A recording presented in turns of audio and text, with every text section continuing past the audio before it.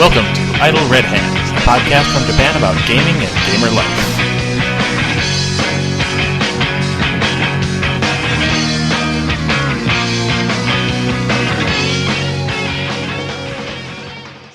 life. And welcome back to Red Hands. I'm Chris. I'm Lyle. I'm Jeremy.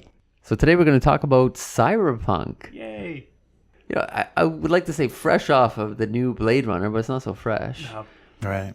But I suppose fresh off of Altered Carbon. Yes. Mm-hmm. Which is... Right. On everybody's lips. And everything is hush hush. What was that? On LA the Confidential. QT and hush hush and Yeah, very hush hush. Yeah. LA Confidential. Well, I suppose that is somewhat cyberpunk in that it is noir, because cyberpunk is noir with technology, but not quite tech noir, which is really confusing. Yeah.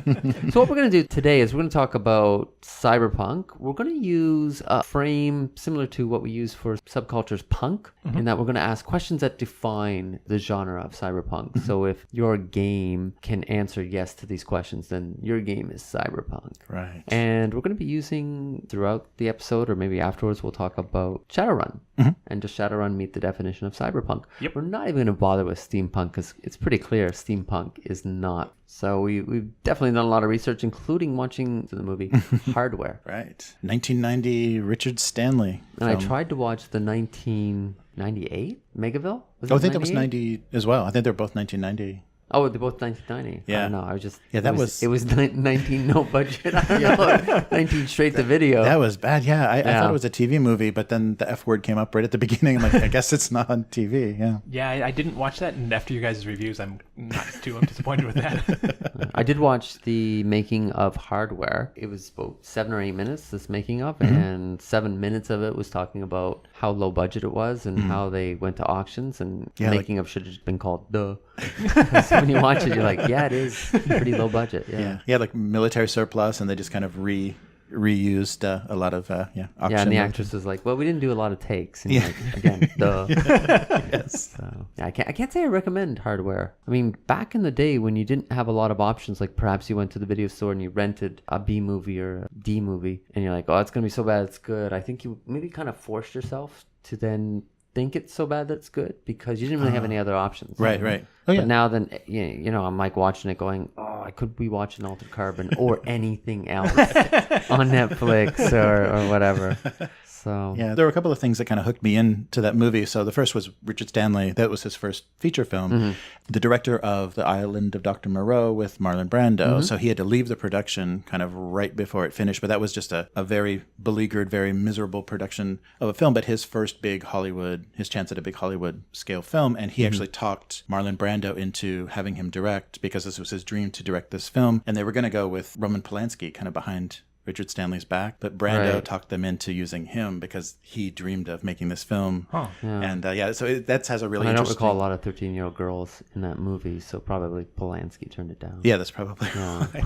But there's a documentary, Lost Souls, about the nightmare of the production of Island of movie Dr. with Marlon Moreau. Brando and Val Kilmer? Yes, which originally was supposed to be Bruce Willis and Marlon Brando and... I'm going to say David Thewlis? Yes, you're right. They're in the final casting. Yeah. David Thewlis, but originally it was... Oh, James Wood. James Woods. Yeah, it was originally... Now famous on Twitter for being very right-wing. Right. Yeah, it was James Woods and Bruce Willis. Bruce Willis was divorcing Demi Moore, so he... Oh, James Woods as the Marlon Brando role. No, as the, I think the David Thewlis role. And then Marlon Brando was going to be... Yeah, and then they switched. Yeah, and then they ended up switching the role that Val Kilmer was playing. James Woods was kicked out, and then they got David Thewlis to kind of fill in. Okay. All right. But so that kind of brought me in. I wanted to see more about this. This was his first film based on like a short film that he had done, a sci-fi film. Oh, Hardware. We should, Hardware. Sorry, we're going back to Hardware. Bring it back to Hardware. Yeah. Which has some connection to Cyberpunk, unlike the Island of Dr. Moreau. Right. Which predates Cyberpunk, I don't know, a century. Yeah. So it was based on his short film Incidents in a Expanding Universe, and kind of had the same setting and characters, but it was also inspired by the 2000 AD short, there was like a 7-page comic in a 2000 AD annual called Shock, and it was exactly the same plot. Yeah. So they made this film, and then they got sued. So that's why this film was kind of hard to find on video for a while. Like it was on VHS, and just more recently it was available on video. It's on YouTube. Yeah, right. Which is how we found it. Right. Yeah, there's I think the Italian DVD is on YouTube as well. All of his work in Italian is on YouTube. It's funny that with you two, and you're just like, oh, it's not really German, but it's got a German title. Yeah, right. Oh. A few of those things made me really want to see it, and especially because he had only done music videos prior to this. Mm-hmm. Originally, the DJ was going to be Johnny Rotten for the whole film because he did Public Image Limited. Yeah. Very punk then. Yeah, so I would love to Anger have is heard an that. energy. Yeah, I would love to have heard that. Yeah, And name another song by Pill. Yeah. That made me want to suffer through it, and it was quite a slog. He really liked the dilating red iris of the machine's eye, like that shot from Terminator. He did that like definitely multiple inspired by times. Terminator. Yeah, very much. It was 10 years after. Right? Yeah, and the relentless machine. Yeah, so it was like a low budget homage to Terminator. Yeah, and Terminator is technically tech noir, as we found out. Right. Not cyberpunk. Oh, really? Yeah. Huh. Blade Runner is technically tech noir. Well, what's the difference, actually? I'm not... Tech noir is neo noir, and neo noir is film noir, but modern sensibilities. And tech noir is noir with technology. And cyberpunk is noir with technology as well. Okay. But at least people seem to make the effort to define cyberpunk, whereas tech noir, they're like, here are movies that are tech noir. And it's just like, Minority Report. And you're like, is that not cyberpunk? I guess not. But after this episode, I think people will know why tech noir is not cyberpunk and why Terminator is not cyberpunk. I guess one thing about hardware is the copious amounts of sex, and people are like, "Whoa, I'm going to go on YouTube to say," but it was like through an infrared telescope, and the guys it was like that given like a narration, like a real. So if you imagine like a really fat guy given a narration of a sexual act, and then you don't actually see it in clear image, you just see the, I guess, infrared. It's or kind night of vision kind of style, and you just demographic, like multicolored. Like the Terminator vision, or not quite the Predator. Like he's got some sort of telescope that can see in the dark, but you're like, really, can you get off on that? I don't know. I don't know. He sounded like he was. Yeah. Definitely he sounded like he was. But what kind of fetish would that be? Night vision sex, and you just wearing big goggles, and it's like I don't like seeing actual skin. Peeping Terminator. Right. Peeping Terminator. Yeah. And he always put a latex glove on every time he was watching her, and we didn't quite know why. I guess to take photos because he was using the shutter release. Yeah, you don't know why he had the latex glove? Did you not understand why there's a huge box of Kleenex next to him? Yeah, but it was so long. Yeah, like he really padded out that movie with kind of nude scenes, like unsatisfying nude scenes. That's the worst. No.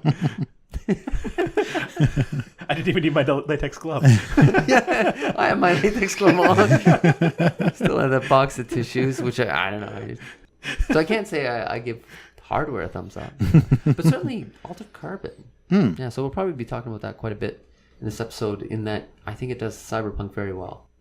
Especially the premise is really good. Yeah.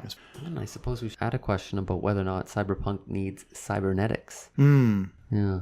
That's one of the things that really dates cyberpunk for me, is that idea, the man-machine interface, because we've gone beyond that in a lot of ways, and I think there's a Have we? The way we're interfacing with technology. But the Matrix or the internet is machine. Yeah, but it's not embedded. I think there was a funny line in Neuromancer where he was talking about, you can have this installed in your head, but if you could just carry it in your pocket, why wouldn't you do that? And that was like a funny exactly. thing. I mean, especially with the iPhone and stuff like that. Yeah, right. Like people are always going to upgrade. Yeah, so I guess that, if I'm defining cybernetics as something like medically installed in you that's enhancing you, like that's not how we interact with technology, and that's this assumption that we had yet. But that was an assumption, a leap that was made with cyberpunk that we're not doing yet. So it makes it feel odd. It makes it feel a little misguided. We are. I don't know if this kind of gets out of the genre and into the real world, but we're experimenting with those things now. I mean, I've been looking into getting an implant. Are you serious? Yeah. I want to get a magnet finger. What? They implant a little tiny magnet in your finger. That's it. It's just a magnet. It's not a powered device or anything like that. But it allows you to feel magnetic fields. Okay. Yeah, and electric fields and such. Wow. And basically it gives you an extra sense. Are you serious? Magnet sense. You've never mentioned this before. No, I don't think I have. Could you kind of just do it yourself and cut your finger and then put a magnet in and sew it back up? Yeah, but I'm sure that wouldn't be very sterile. Yeah. Well, there was a story of a guy in Britain that had installed the chip from a train card pass into his hand, and he was using that. I don't know if it was stolen or whatever, but he was using that to just ride the train. And he left the UK for some cybernetics kind of convention in the US, and they deactivated. So when he came back, he had to have it. Wasn't there that Australian guy who demanded to be called the world's first cyborg because he put something in his eye? Remember we talked about it on a previous podcast. Yeah, we talked about that during Cyborgs. Oh yeah, there it is. Cyborgs. Yeah. So I mean, we're at the bleeding cusp of it. People are starting to get into it, but yeah, I guess. I mean, there is that maybe bleeding edge. Bleeding edge, I think. Yeah, bleeding edge. I don't know. I was like, well, maybe I'm not up on the lingo like the kids speak. At least one company, was probably more than one, where they're having their employees, or at least giving their employees the option of implanting some sort of chip. Right. That was Which allows Scandinavia them to, or Northern Europe. Yeah, they were experimenting. Yeah. No, I read that too. And it's not humans, but it's fairly common to chip your pets now for very GPS much. tracking. And Right. stuff. Yeah, I mean, even just having the phone though, that you're always in contact with the world around you. I mean, that was in like Shadowrun when they're talking about that. It's just like whatever tech you either have or you have in your pocket. One thing, it's always interacting with the world around you, whether or not you're actively trying to interact with the world. It's always passively interacting with the world, and our phones are doing that. Yeah. Right. But William Gibson was talking about that in an interview, and he was saying like about 30 years ago when people were walking down the street, they weren't interacting with anything. They were just walking down the street. And now people are constantly talking to somebody or interacting with somebody. And he was talking about the death of solitude. Yeah. I don't miss it. The death of solitude? Solitude. I quite enjoy solitude. Sorry. Yeah, as a married man with kids, you must love solitude or dream of it. Oh my God. Yeah, I'm going to go to the bathroom again. You just went, yeah, I'm going to go again. Yeah. But I don't think the economics are there yet for cybernetics to be a thing. I think that's why it's going to take, and especially because there's going to be human rights, and you'd have to experiment on humans to actually make a lot of that stuff, medically. There's something. Maybe we should just get right to the questions, because you're talking about cybernetics. Yes. I'm thinking about one of our questions. Yes. And how 3D printers have changed, and our 3D printers are cyberpunk. Oh, there's so much. We are the things that they wrote about in cyberpunk novels, the games and stuff. We are in cyberpunk right now. I mean, wars are fought with remote-controlled robots. There's 3D printing all over the place. I mean, we were talking about the cybernetics that are happening. I mean, there are limbs that when a person puts a pair of pants on, you can't tell that they have a fake leg. Oh, yeah. Incredible technology. Recently I saw a guy with one leg. He didn't have a prosthesis. Just had one leg. Yeah. That's not cyberpunk. Yeah, no, I just really kind of like who does that these days? I'm like, pick up a book, guy. It's like, sorry. I think it's more of a cultural thing, though. We definitely should talk about Japan, being in Japan and its role in cyberpunk. Yeah, it was. I mean, even now, it's still the best robotics technology in the world. So. It is, but then when like William Gibson and the other cyberpunk authors gush about Japan, which are like, you obviously have never been to a Japanese city office, and seeing how how not cyberpunk Japan can be. Yeah. Okay, well, let's get to the questions, and of course, we're going to veer off on tangents. So many. Yeah. Might talk a little bit more about nudity. I don't know. It might just happen. Why talk? We're on camera now. That's only for our patrons. Got my thermoscope ready. So. All right, well, let's start with the big one. And we're going to use some quotes from William Gibson. And the future is here. It's just not very evenly distributed. And that gets into our question, are the punks on the fringe of society, is there a clash of high and low? And if anybody who's even passingly interested in cyberpunk knows it's low life and high tech. That's not our quote, of course. I quibble a lot with the word punk in cyberpunk because I wanted to change it to protagonist, but he wanted me to keep punking. Which is because I wanted to pick this nit. I was like, okay, I can change it to protagonist. No, keep it in. No, keep it in. I gotta say this. I didn't research. That's all I know. So you have a problem with punk, eh?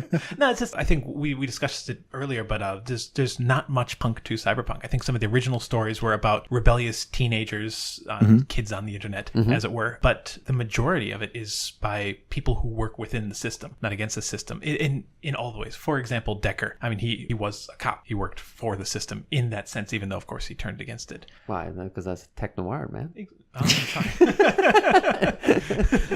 And there's your difference. Exactly. Promised and delivered. Yeah. No, I agree. I mean, when you look at the classic games, and I think these are very good games, Cyberpunk 2020 and Shadowrun, you're on the fringe. I mean, even in Neuromancer, which is the start of literary cyberpunk, the person ends up working for somebody, but they're on the fringe, and they're not, I guess, not full-time employed by the mega corporations. Yeah. But they need to make a living, and one of the livings is doing the things that nobody else wants to do, or that the mega corporations don't want other people to know are being done. Well, I think that's one of the characteristics of the cyberpunk genre is that the system usually wins, and that's part of the dystopian features of it. So yeah. And I think part of the problem with just the name cyberpunk was that they were basically using that as that, you know, they were a reaction to science fiction from the kind of 50s based science fiction from the 60s into the 70s, and they were reacting against that. But I don't think that's reflected in a lot of the content and in a lot of what they influenced. It didn't stay very punk, but I think originally that was their intent because it was dystopic, it was more outcasts and people, you know, acting against a larger system. And we should say the term cyberpunk comes from Bethke? Bruce Bethke, who had like a list of words that are connected to technology and a list of words that were connected to like youth culture. Right. Yeah, and put together cyber and punk. Right. And thus a genre was born. Right. Or at least the word was born. Could have been net toddlers. It could have been... Cyberspace could have been information space, according to William Gibson. Cyberspace was the third word that he had. And he had two other words, like drawn a blank on the other word. But information space was crossed out. And he just like looked at them and like, they don't sound good. Right. So cyberspace sounded cool.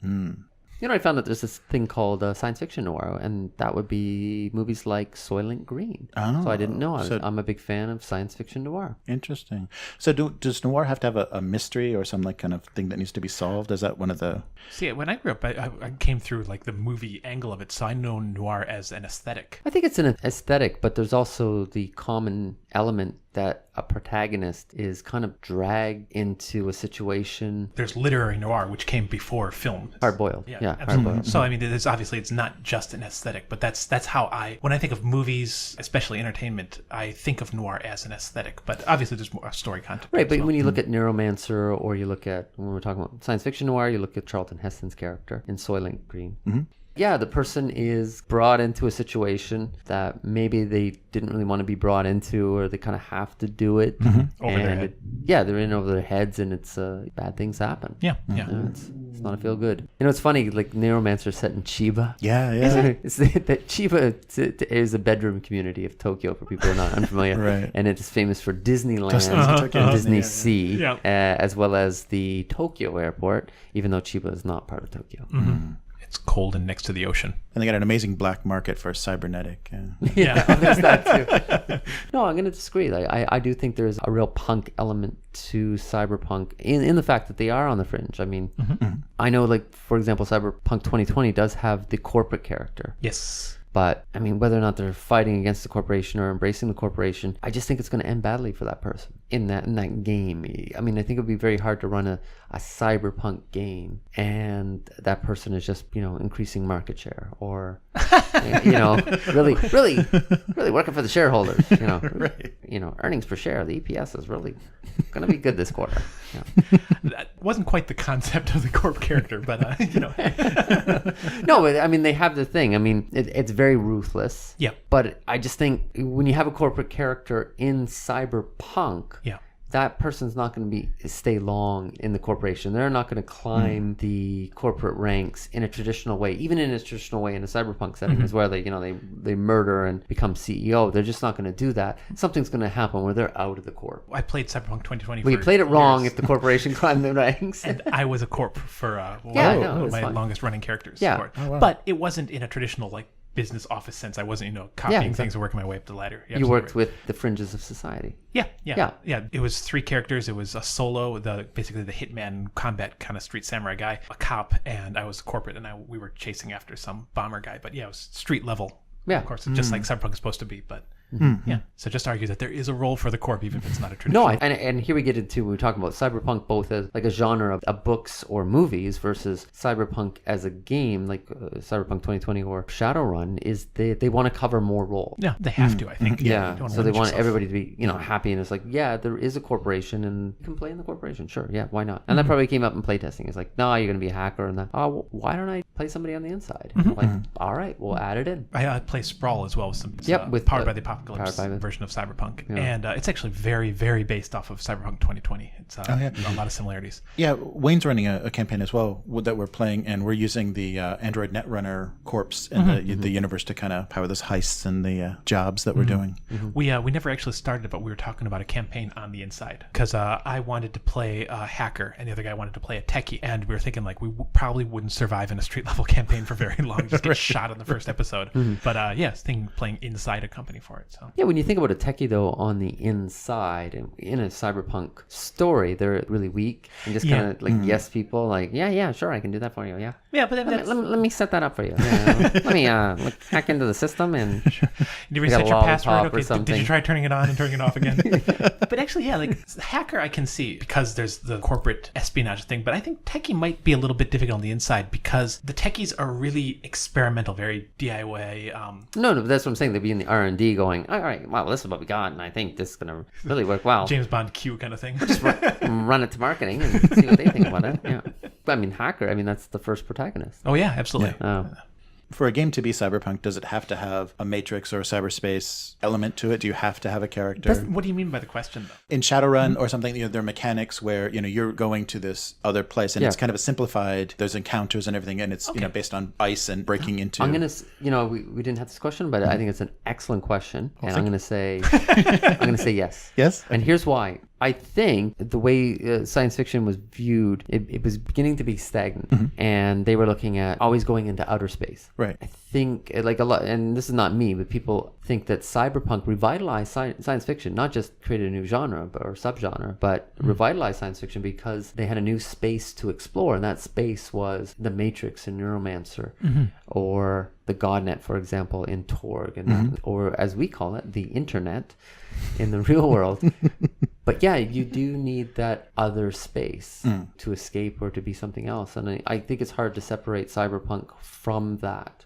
And I think there's a lot you can do with that. And I think it gives them an area to explore, because I think an aspect of, there's other aspects we're going to talk about in our questions, but one aspect about science fiction, I think, is that aspect of exploration. Yeah, definitely. And traditionally, it was space, outer space. And now they've kind of created like this inner space. But I think there was a movie called Inner Space that was about the body. Yeah. So I was hesitating to use that. But here, it's like a cyberspace.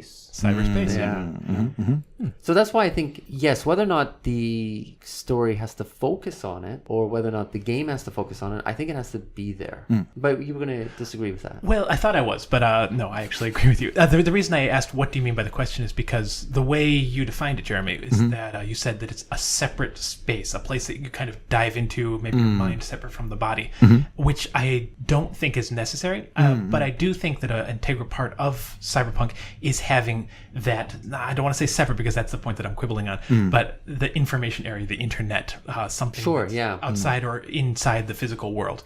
Yeah, people often say that Blade Runner is cyberpunk, even not tech noir, because most people don't know that term, but there's no, in the original movie, there's no cyberspace in which they interact and it's with. pretty analog too. It's a very analog world, and I think even the newer one is. I suppose it's got the cyberspace, so they got the AI for it as well. So yeah, I think at least from the gaming sense, some of the better games that I've played are the ones that integrate the internet, as it were, into the world more. Like the original Cyberpunk 2020, I actually thought that the Matrix, was it the Matrix? No, Shadowrun is the Matrix. But anyway, that one was a poorly done system because it separated the hacker from the rest of the group. He had to go and do his run and nobody else could join him on it. It's more transhuman than it is cyberpunk, but Eclipse Phase, I think, has one of the best Matrix systems, as it were, because the world is perfectly integrated. It's almost like a magic user class. They can just cast a spell to change traffic lights. Oh, that's cool. Kind of the way it's run. Yeah, I noticed that with the Sprawl, that it was, kind of hacker do your thing. He was interacting with the physical world, like overriding security systems or,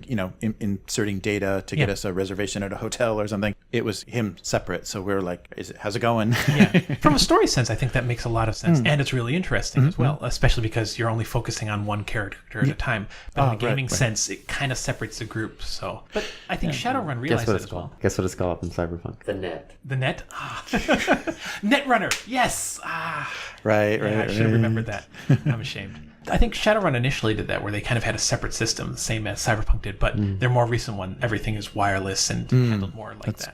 Yeah, I mean, Shadowrun has the advantage it never really went out of print, so it was able to constantly, I guess, upgrade the game. Yeah, I think that's important. To keep up with the technology that we have. Yeah. And you give Shadowrun a lot of credit in keeping Cyberpunk around. Absolutely. Because I think certainly after hardware killing Cyberpunk as a subgenre, no.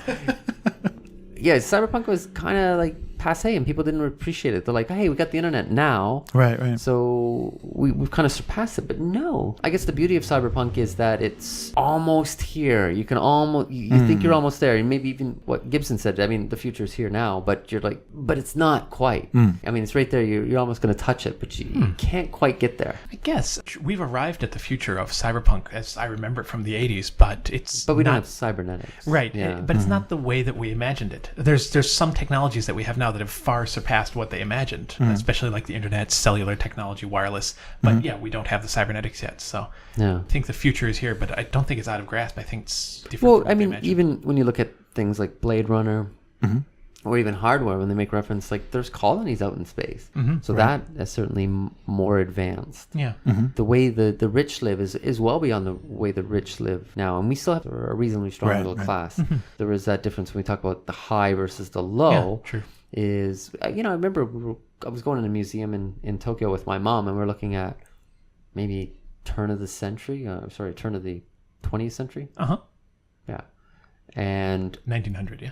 yeah, like 1900, where like the staff, and you can watch Downton Abbey, I think that's a good example. The staff that the rich would have in order to live very comfortably, and you're like, well, we actually don't need that staff anymore. Because we can live pretty comfortably just with all the tech. Yeah. Somebody mentioned something on Reddit the other day that I thought was really incredible. Is that, can you imagine how rich a person would have had to have been 100 years ago to have music playing while they cooked dinner? Yeah. But Cyberpunk still, like the rich still live in a, like you watch Altered Carbon, like the towers are just beyond beyond what we have now, and like so far above. True. Very true. Or so far into the stratosphere, like we still don't have that. And people talk about the income disparity, Right. or the gap, and we're still not there yet. I mean, we can keep trying. Keep trying. We'll get there. We can see that road heading, because there are the gated communities and there's the beginnings of that kind of thing. Yeah. But I think that's an important element, and I don't know if it was so strong originally, but technology separating the classes into an elite and just a low class, just a low street level class. Well, it's funny, because I think in Cyberpunk, okay, you might go ahead. Yeah. I might be saying the same thought as you, but I think that there's a difference between Cyberpunk and some other forms of sci-fi in that the technology is accessible even to the lower classes. Yeah, I was going to say that. But they, I mean, you do have to have the means, so that's where when you that kind of punk aesthetic of like doing it yourself or having to be have a. And the quote is, "The street finds its own use for things," and our question is, does the setting have DIY, do-it-yourself aesthetic, which is very punk. And if you listen to our episode on punk, you can hear just how important that DIY idea was very important to the punk subculture. Yeah, and I think it extends into Cyberpunk as well, because Cyberpunk is, if not always, usually a story about the have-nots, and in order to get something. Yeah, exactly. It's their way around of not having enough money, but the technology's still kind of there. But it's the technology though that made them made the elite and made the have-nots have not. No, that's a really good point. I think maybe, the elites definitely have a technology well beyond where we are now. But even the low life of Cyberpunk still have a technology level that's still beyond us. And that's why I think Cyberpunk is not here. because even the lowest of the low, and just like when we talked about the turn of the century of the 1900s or Downton Abbey, the technology that the very rich and the very wealthy had is still like shockingly below ours.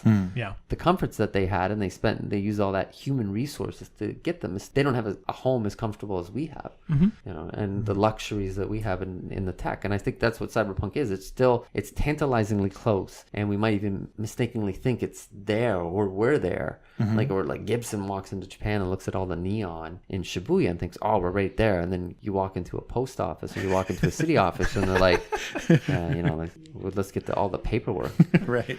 It's only in the last 4 or 5 years that the Japanese city offices have upgraded to using digital files. Until then, if you moved from a city to a different city, they would literally have your file, a paper file, and they would mail it to the next city office, just for the audience to know.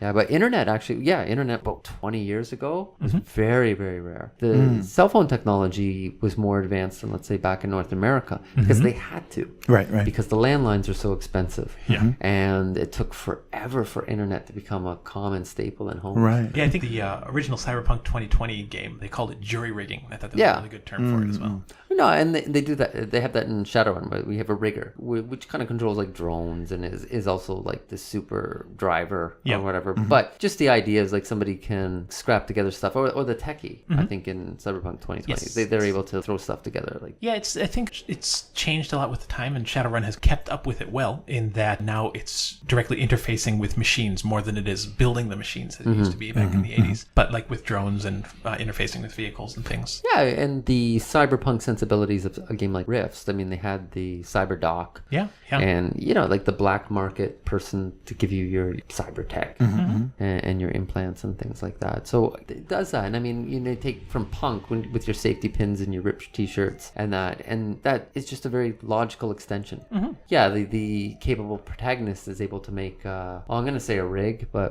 what else could you call the kind of the laptop-esque thing that they use to hack? A deck. Yeah, their cyber deck. Right. Yeah, they put together their deck or their rig and able to like hack, and like somebody who builds their own computer, like they're able to do that because it gives them that edge. I mean, I think if it has that cyberpunk sensibility, you're putting it together yourself because you're like really capable. And I think a nice element of that is it means that some of the gear is unreliable. So that's always you have a factor. I think that came up in the sprawl, that you have a chance to not do something well because you made this yourself and Oh really? Okay. Oh, that's interesting. Because I would think if you made it yourself, it would be more reliable. It's the people that are buying stuff on the black market. They're at the disadvantage. And talking about Cyberpunk 2020, I mean, they talk about a quote with their solo. Yeah, and whether it's like some people think, wow, you don't need any tech. But then if you're like your spinal system, I don't know what it was exactly, but if that locks up, there's not much you can do about it. So that even a solo needs to be a little bit tech savvy, and that they don't get taken advantage of, or they can kind of keep repairs or. But that's the way that the real world works, and I think that's something that isn't that well represented in games, specifically when it comes to the hacker. Because oftentimes there's the hacker class, and they can hack, and other people can barely even touch computers. Whereas that's completely. I mean, everyone is very familiar with how to use the internet and how to research information. Gibson said, we are Google's product. That's true. And I'll say this for Gibson, he has kept up. He is not a technophile. He's definitely not that. But he's not a technophobe, kind of like in between. But he has kept up on like what Google is and the impact of Google and just how we're always tracked and stuff like that. But yeah, we're the product. Oh yeah. Yeah. Without a doubt. And Google is a form of AI. I was just talking with my friend last night. He just started using Google's photo service, which is free, unlimited storage for all of your photos on Google's cloud server. Yes, what does Google get out of it? They feed those photos into their AI systems to train it for being an AI. But did you hear that the Facebook program? I thought this was a joke, where if you suspect that a salacious photo of you will be used as revenge on a revenge site, you can send Facebook that photo. They will scan it and they won't look at the photo, but they'll make some sort of fingerprint of it, and then if it ever shows up on Facebook or anything, it will instantly be blocked. So I bet you they use it in recruiting. It's like, and take into this room, leave you alone. What's this big box of Kleenex and this latex glove? You'll find out. Yeah, that was Managers run out and grab their thermoscopes. Yeah, what's these night vision goggles for? I'm getting so much mileage out of that joke. All right. Well, another question, I probably the key question of what is cyberpunk, is the definition of humanity questioned, at risk, or broadened in the world? And we can even extend that, is the definition of life questioned, at risk, or broadened? You know, initially when you wrote that question, I was going to say yes, but I'm thinking about it now. I'm not sure, and I'm kind of leaning towards no, because I think when you get into start questioning what is humanity and what is life, not life, humanity, you kind of get into the transhuman movement, which I think is a separate genre from it. No, I can definitely see that, but I mean, even when you look at the cybernetics and just the question, if you're incorporating these cybernetics, is you're losing a bit of humanity when you do that. But I think that's part of cyberpunk, and when we talk about cyberspace, and this is another reason why I think cyberspace is so important to cyberpunk, is that life? Is that a life in there? Right. When you go in there and like people are living in cyberspace, and just that question is like, is this virtual world a real world, or does it make a difference? And now cyberpunk is keeping up with the technology, and that's kind of interesting. Cyberpunk has to keep up with the technology, and that it's now incorporating augmented reality. Yep. So what is the real world? I think that is a very cyberpunk question, is to ask what is reality. Yeah. But I think that gets into humanity and life and things like that. Connections. And I think, I mean, if you look at something like Altered Carbon, and they do have the sleeves, and I definitely take your point about transhumanism. I definitely take that, because in Altered Carbon, like with the sleeves, I'm not sure if that's transhuman in that it's transcending being a human, because they're still sleeving into humans. Right. Yeah, they're not sleeving into octopuses, which is like Eclipse phase. Yeah. But yeah, still the question is this life? I mean, are we immortal, and should we be immortal? Yeah. And when they're asking those questions, I think this is cyberpunk to me. And is this human? Are we humans now? And do we value being a human or humanity? And then they have AIs in this world who act and interact with you just like a human would, slightly quirkier.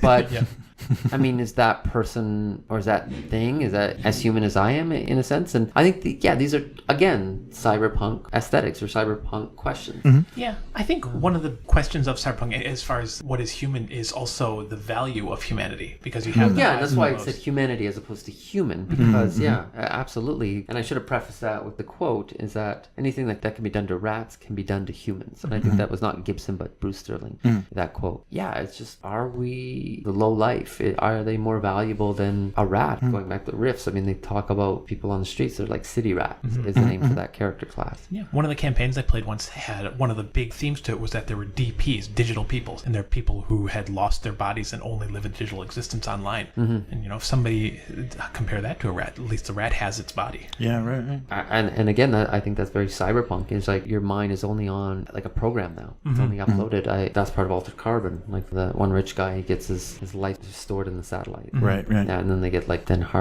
sent back into the sleeve. So, what is your persona? Yeah. What are you? And that's an argument I've had with my wife on several occasions, is if you don't have a body, are you the same person? But I'm quite a technophile. I'm very big in futurist, and I'm all for the robot body. But my wife's opinion is that that's not a person. Who you are is integrally connected to your body, because how you look, how you feel, your hormones, your emotions. If you don't have your body, she thinks that can't be you. And I totally understand her idea on it. But I'm kind of on the other side of it. I want a robot body. Yeah, I think it goes back a little bit to when you're talking about original science fiction exploring space, and cyberpunk gave us another place to explore. This is also exploring humanity, exploring the kind of definitions and kind of the boundaries of humanity. Yeah, no, absolutely. Moving in that way. But that's the thing, I think it depends a lot on what you define as that kind of other body. Do you have the sensations? If you have a cyber arm, can you feel warmth, cold? Can you feel texture on it? You pay for that, yeah. Then that's a very cyberpunk answer. Yeah, I was thinking like when Jeremy mentioned earlier that if you've built it yourself, maybe you have to worry about it breaking down or something like that. But I think that's less a cyberpunk trope, and the more is that if you get your new arm, you have to worry about there being a bomb planted by the corporation, or it's them spying on you or something. Tracking, or they can control it. Yeah. Right. Yeah, so you pull your gun on one of the suits, and then they're like, all right. And then the gun arm turns. Yeah, like that is cyberpunk. There you go. Yeah, no, I think if you're not having those questions asked in your game or in your story, then I don't think you're really playing cyberpunk. You're playing like a low science fiction, or low tech science fiction. Yeah. I think those humanity questions, definitely. And I think some people might think there's a certain stagnation in cyberpunk, or where they really lock onto what was presented in Neuromancer and played in a very small box. But I think there's still so much you can explore, because by having like such a small box with like so few tropes, I guess guess you could say, that it forces you to like really dig deep into the tropes that you do have, or into the elements that you do have. And if one of them is what is humanity, or what is life, then I think that's always going to resonate with the person reading it or the person playing it. Because we're always asking ourselves those questions, you know. I mean, that's why we have things like midlife crisis.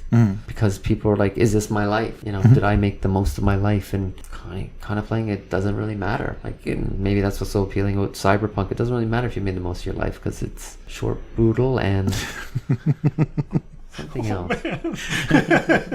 And here, I mean, and this is, we're not sure, well, this is a question we weren't sure if it was a part of Cyberpunk, but we'd like to discuss it. And does Cyberpunk need to be nihilistic or soft or pessimistic? Does it really need to be a negative experience? I don't want to say absolutely or necessarily so, but I think that is a big part of the genre. Yeah. And it's like what we were mentioning before, that in Cyberpunk, the system wins. It usually takes a dark turn towards the end, and if the characters are lucky, if they just survive, if they manage to work within the system. And I think one of the genres that I've been interested in recently is post-cyberpunk, which is what cyberpunk has evolved into. And I think some of the hopefulness of previous era sci-fi was kind of coming back. And I think some of it is influence of Japanese culture, anime especially, just looking with a more positive outlook towards technology. Maybe the future will be very cyber. You'll still have the questions about what is humanity, what is AI, are we going to fall to the AI? But it's generally where people are still around, people are still working, they're not controlled by corporations. Minority Report would be a good example. Yeah, actually, it's a great example. Yeah, although the main story is pretty dark, that world is pretty recognizable, and it's a world. Here's something: is it a world that you would like to be in? And when you look at a cyberpunk world, you generally say, "No, I don't want to be in that world." Yeah. But when you look at Minority Report, you go, "Hey, that's kind of cool. I can do that. Yeah, I could. Yeah, I wouldn't mind living there." Oh, is that what Gap's like? No. That's good. So, yeah, I'm not 100%, but I would say generally yes, that a cyberpunk story is made by a certain sense of pessimism. Whoever kind of the street level or operatives that are working against the corporation, a lot of the times it's not to steal this piece of information or stop this program, it's just burn it all down. So it's it's much more, so that's much more nihilistic, is the idea that we just want to stop this. We don't know what the consequence of stopping it will be, but we just want to make sure they're not in control anymore. That's true. And even sometimes even smaller than that, they just care about the profit. They don't want to make the world a better place. They just want to get the dollars. Yeah, not thinking about starting a family or building a better future or anything. Yeah, definitely. Well, I think that goes into a lot of the cyberpunk characters too, that they're much more focused on, I suppose it is the punk aspect of it, their fashion, their counterculturalism, the looks, the style. Yeah, which is another question that we were going to ask, because we weren't 100% sure if it was a part of cyberpunk, but we definitely thought it was a part of punk. And it's one of the questions we have in our punk episode, and is appearance a major factor? It's definitely part of every Gibson novel. Like the description of the characters is very detailed down to the seams and the... certainly their fashions. And they often dress like somebody who doesn't dress cool. Kind of their concept. It's like, lots of leather trench coat. And you've never worn a leather trench coat. You think you really want to wear that? In Cyberpunk 2020, that's a huge aspect of the game. You have style and your fashion. Absolutely. Their skills. There's the clothing sections of the equipment. Wow. Are long and expansive. I think there's one for a cape. Like you can buy a cape, and the description for it, I always remember this, is you need a really high fashion skill to pull it off, or a really high style skill to pull it off, but if you can, well done, kind of thing. Yeah. So, I don't know if I'm 100% sold on this is a necessary aspect of cyberpunk, but I can certainly understand why it's a common feature. It is certainly something that they borrowed from punk. But then I can see, like, for example, when you watch Altered Carbon, and I would definitely consider that cyberpunk, and cyberpunk done well, is I don't think fashion plays a huge role in that TV show. There's been certain things where you say, oh, okay, all the rich people are wearing white, and I'm like, I guess there's some significance to that. They don't get dirty. But other than that, a lot of what the people wear isn't very memorable. It doesn't stick in my head. I know this is kind of stretching the definition of fashion. Okay, no, it's just breaking the definition of fashion. But how about trappings? Showing off your wealth, showing off your status, things like that, even if it doesn't extend directly to clothes. At least in the fiction, that is part of the identity, or whatever your role would be, is looking that way and looking cool. The huge emphasis, people's cool appearance. You know, there were the workers and people that looked terrible and old and rotten, but then there was cool, and there was, mirrored sunglasses, and there was a lot of descriptions of unreal metallic fabrics and things that, were part of people's identity. When we played a game that had sleeving in it where you can transfer through different bodies. One of the things of fashion was being young and beautiful. Because the people who had the money, they could buy a nice, young, genetically tailored sleeve. Whereas somebody who got fat, I mean, obviously that means they couldn't buy the genetic upgrade that could handle the food. Or if they got old, it means they couldn't replace their sleeve quickly enough. Altered Carbon has that. You know, people are going to have the designer sleeves versus the just take what you get. Right. Yeah.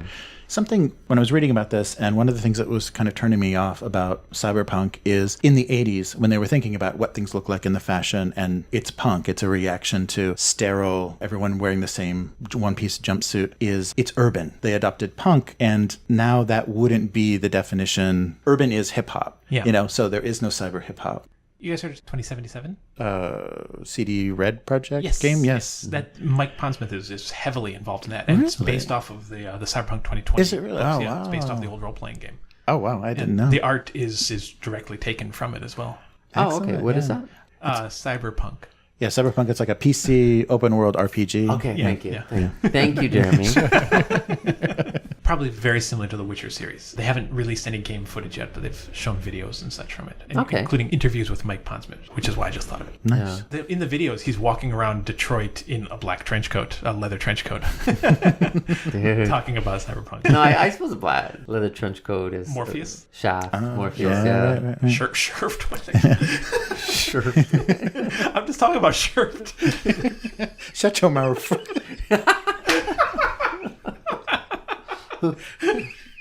And our final question is the game cyberpunk, and are the corporations in control? There is dystopian science fiction that isn't cyberpunk, and whether or not the corporations are in control or the countries are in control, like for example 1984, there's Big Brother, so that's the government is in control. Yep.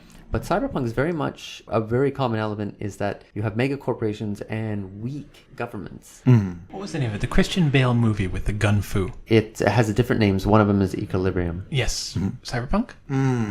No, Because? because the corporations are in control, the government's in control. Yeah. There is nothing about like a cyberspace. I mean, there are questions about humanity or what is life because they're all doped up. I mean, it's a dystopian. No, I would just say that. I wouldn't even say that was techno-noir. Okay. I don't think the elements are. I see what you're saying because it does. He It did is have a similar leather to trench coat, Matrix. though. Yeah.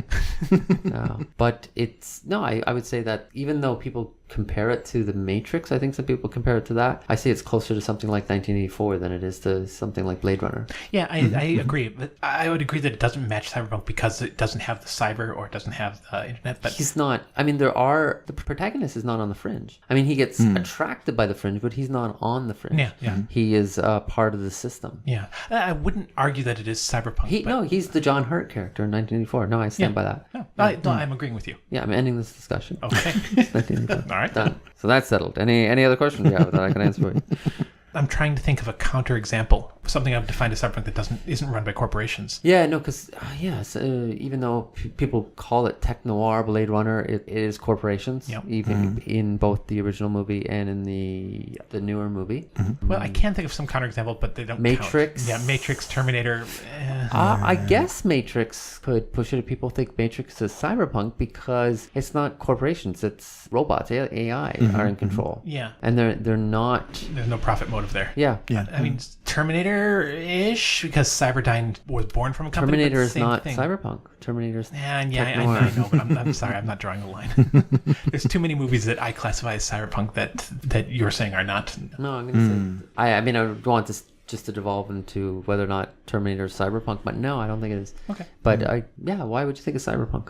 I say it's tech noir, It's punky. dystopian science fiction. Dystopian science fiction, yeah, but it's got What's this funky about it? Because they're fighting for something. Now, actually, this might be an interesting case because I would say it's not cyberpunk because the protagonists aren't on the fringes of society. They're rebels. It's nihilistic. No, it's not nihilistic. It's dystopian, but they're fighting for humanity.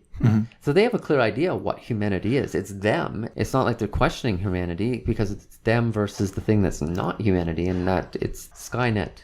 What do they call them? AIs or robots? AIs? Well, I mean, it obviously is AI. I don't know what they call them in the movie. No, I would definitely see that as very much. See, Terminator fits into cyberpunk for me. I agree with everything you're saying, yet I still would classify it as cyberpunk. And I think the reason for me is that it has enough of the tropes of cyberpunk, the cyber, the dystopian, the stylistic elements to it. You do say fighting for humanity, but the actual fighting they do in it is survival because they're being hunted by Terminators. I'm thinking primarily of Terminator 1 and Terminator 2. So I can definitely see your argument for it. But for me... yeah, I would say like freedom fighters or rebels are that's not a cyberpunk thing to me. I mean, I think in a cyberpunk world, you can have people that are fighting for a cause. Matrix in this is in or out? You know, no, that's a great question because it does have the cyberspace and it doesn't have the mega corporations. Yeah, no, but they're kind of fighting for a cause. Their Matrix is Star Wars with cyberspace in many respects. They're fighting against the evil empire, but and people do consider it cyberpunk, but maybe they shouldn't. Yeah. Well, okay, to answer the question then, from this discussion then, I'm going to say no. It does not need to be run by corporations. But I think just like most of the other questions we've come up with is that it doesn't have to have that element to be cyberpunk, but I think that is well, we said it did need humanity. Yeah. It did need that. I thought we agreed it did need a cyberspace. Yeah. Sorry. Okay. Yeah. So I'm saying, for example, it doesn't have to have a cyberspace. It doesn't have to be nihilistic. It doesn't have to be run by corporations. Right. However, that is one of the most common and important themes in cyberpunk. Yeah, I might disagree because I think the idea of like everything has a price, just kind of that idea. Everything costs something. Yeah. And that idea. Maybe you can incorporate that into a world where the bigger corporations aren't in control and you do have strong governments.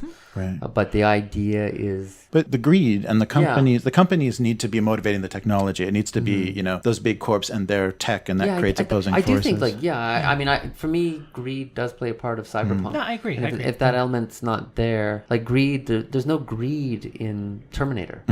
You know, like that idea, no, you're right. They're fighting for survival, but... That's not greed. But there also is like a hope there that maybe we can, and we know what humanity is. I mean, it's clearly defined. It's us. Yeah, so I think there's like too many boxes that Terminator doesn't tick off, and maybe even I guess in the Matrix with the cyberspace is like what is life, and they do explore that, and who cares about the second and third movies? Even in the first movie, we have I think is his name Cypher, the traitor. Yeah, that's Cypher. Cypher, and he's like, I don't care, like. If the stake is not real, but I don't care. So that question to me is very cyberpunk. Is like, what is life? And he's like, baby, don't hurt me. Thanks for acknowledging it. Is it what is life? No, it's what is love. Okay, yeah. Or the Russian version, Vladislav. Vladislav, baby, don't hurt me. So Hardware, the movie we watched, that is, I guess, government control. There really aren't corporations. Yes, and it has even though I don't think it's a good movie, it does have a good end. Sorry, not if you actually watch the movie, but if you read it on Wikipedia, it sounds good. Just read the plot on Wikipedia. It does sound a lot better. But yeah. And I think the reason is that I can imagine creating a cyberpunk campaign where the system is the government for it. And I think it could still fit into cyberpunk. So basically, I agree with you, but I don't think that it's a necessary element. Okay, I will concede a bit where you have a strong pro-capitalist government. Yeah. Yeah. And I think the thing is that the government's, like, if we think of democracy, it's a government representing of the people, and to some sense, it's responsible for having a society, the society existing, and that's not cyberpunk. You know, what you saying that reminds me, I think cyberpunk is very American, and just that idea. And Gibson, Gibson had this interview when he was talking about like just science fiction and how it developed in America, and he was talking about like the idea of the capital F future. Was old science fiction like the 50s, 60s, and very optimistic, or the future was very different. And then now it's changed to like small f future, where the future is not so different. Yeah. But he also said that the Europeans thought America was kind of envied them, or like the science fiction writers, because everything was so new for them. But the Europeans, I don't know if they could come up with cyberpunk. Because they don't have quite the pro-capitalist idea, but they also have a very strong link to the past. And they see things building up on each other. So, yeah, I don't know. How does Japan fit? Apparently Japan is cyberpunk. I mean, the cyberpunk genre was born in the 80s, and that's when Japan Inc. was the biggest thing. Yeah, I mean, they have the Zaibatsu. Yeah, so that's the original idea of a mega corporation. Like, you look at things like Mitsubishi, or they're in everything. To such an extent that it's really hard for people to comprehend. Yeah, so maybe cyberpunk is Japan and America. Yeah. Okay, well, just to wrap up, and we did promise this at the beginning, is do you think Shadowrun is cyberpunk? Gibson was not happy with it because you thought, you incorporate the fantasy elements. It's got magic, got elves and orcs. But what do you think? Is it cyberpunk? Does it check the boxes that we listed? I think a lot of them, but when you're dealing with fantasy races, that dilutes the humanity element of it. I'm going to disagree and say I think it adds to the idea of like what is humanity. I'm with Weil. Oh, really? Yeah, get out of here. But you're treating the fantasy races as like mutations then, or That in Shadowrun they are mutations. Okay. Well, yes and no. They mutate, but the idea is they're in the sixth world, and the fifth world was like a magic ebb, low magic. And then when they entered the sixth world and there was like all this magic, then the orcs were always there and the elves were always there, but it was kind of suppressed, and they didn't look like orcs and they didn't look like elves. And then it came out, so I guess they're not mutations, but it kind of appears as mutations. The dragons weren't always there, though. I guess they were sleeping in like Mount Fuji. That's where the first dragon was. Exactly. Yeah, I definitely think Shadowrun is cyberpunk. Yes. Especially if we're going to ask the question in the inclusive sense, does it check the boxes? And yes, every single one of them. If you want to be exclusive to say if it has elves and orcs, that makes it not cyberpunk, then I could see that argument, but I disagree. I think it is. Yeah. Just to give a shout out to those games, the two games we were talking about, Cyberpunk 2020 and Shadowrun, I think they do a really good job of the way those books are written, are really well written in that it really brings you into the world.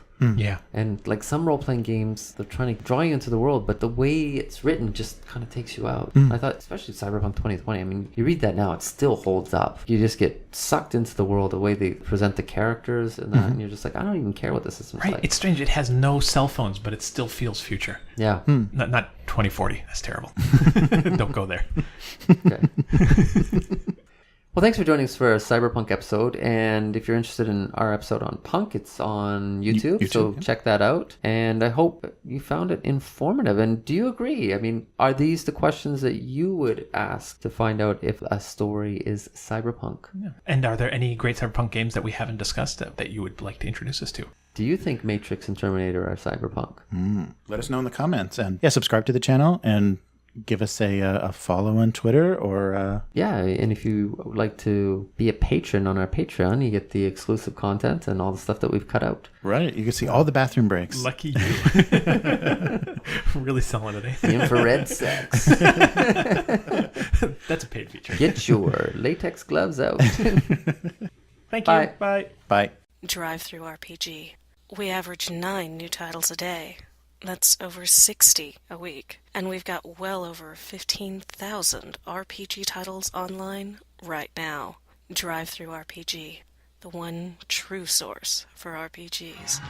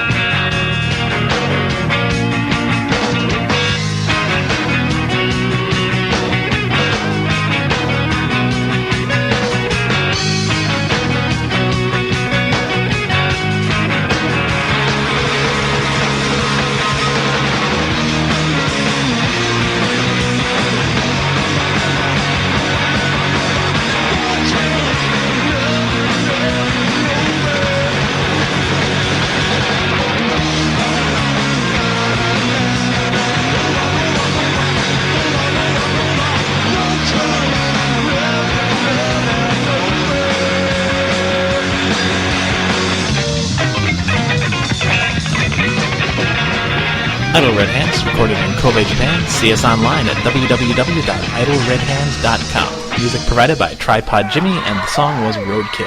Hope you enjoyed it. See you next time.